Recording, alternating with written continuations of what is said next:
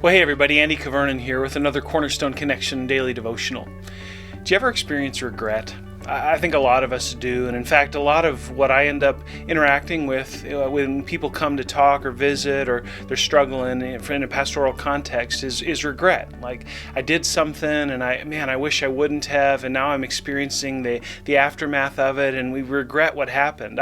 I've experienced regret in my own life. There have been seasons of my life, there have been moments in my life where I've sinned against the Lord, and I look back and I go, oh man, I wish I wouldn't have done that. And in fact, I did experience consequences for it, and the regret was real. It was palpable. Have you ever been there? Maybe you're there right now.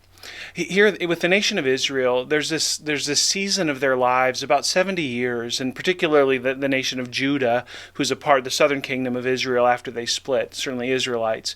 But they're in Babylon, and they're thinking about the past 400 years or so, and there's no doubt a lot of regret involved. They're in Babylon, they're suffering the consequences, they're now an oppressed people, a minority group that has no rights, that has no land, that's struggling in all kinds of ways, and they're waiting on the promises of God for redemption to be fulfilled. And yet, no doubt, there's a lot of regret. And I don't know about you, but as you're reading through Ezekiel in our Bible reading plan, it's kind of intense, isn't it? I mean, God gives Ezekiel these incredible images that evoke or help us to remember the judgment that's been a part of this process, and God's holiness and His wrath against sin. But here we come to Ezekiel chapter 20, and there's this beautiful reminder, and it's not a reminder that sugarcoats the sin. It's not a reminder that pretends like it didn't happen, but it's a reminder that God is not subject to our sin. Okay, I'm going to say that again. God is not subject to our sin. In fact, God has the remedy for our sin, and it's called grace. And I think we get a beautiful picture of grace here in Ezekiel 20. Listen to this. In verse 39, it says, "As for you, people of Israel, this is what the sovereign Lord says. Go and serve your idols, every one of you." Okay, in other words, God does give us the choice to do stupid things. He does. He allows us to pursue that which is against Him. But that's not the end of the story. He says, "But afterward, you will surely listen to me and no longer profane my holy name with your gifts and idols. For on my holy mountain, the high mountain of Israel, declares the sovereign Lord, there in the land of all the people of Israel, they will serve me, and there I will accept them. There I will require your offerings and your choice gifts, along with all your holy sacrifices. I will accept you as fragrant incense when I bring you out from the nations and gather you from the countries where you have been scattered, and I will be proved holy through you in the sight of the nations." Friends, I want you to understand what's going on here. We've been in Genesis at Cornerstone for the last couple of summers, and we've seen that God had made a covenant with Abraham that said, I'm going to bless you in order to be a blessing to the nations, and I'm going to give you land and seed and blessings. And part of that covenant was an unconditional covenant. It wasn't that Abraham somehow deserved what he got. Abraham responded to God in faith, no doubt, but it's that God chose Abraham, and God chose the people of Israel to be a people set apart unto Him, and He made a covenant with them that was not based on their works, but based on His promise, based on His grace.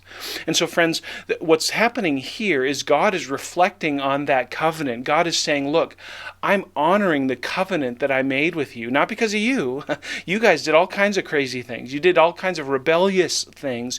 You sinned grievously against me, and I had to judge you for that. Here you're experiencing exile, but I'm going to bring you back, and I'm going to renew your place with me as my people. That was God's promise to the people of Israel. Friends, you know what God has done for us? We're not a part of the Abrahamic covenant directly. We've certainly experienced the blessing of it, but there's parts of that are reserved for the nation of Israel, I'm convinced.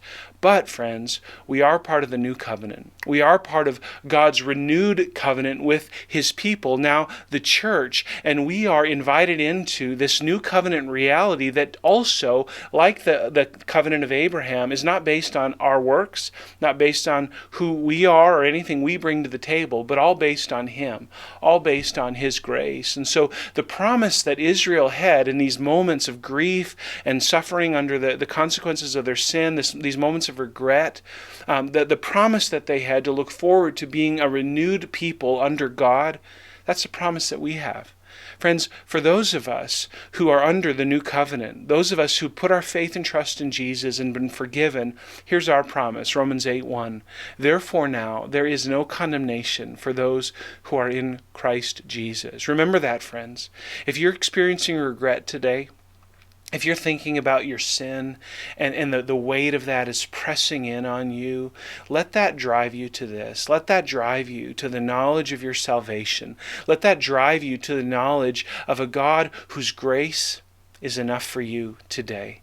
Let that drive you to the knowledge that God has secured for you a place with Him, not based on your work, but based on the work of His Son. Listen to this, how this wraps up in Ezekiel chapter 20. And you may have noticed this theme throughout the book of Ezekiel. In one of my Bibles at home, the one that I read out of personally, I have these underlined all throughout Ezekiel.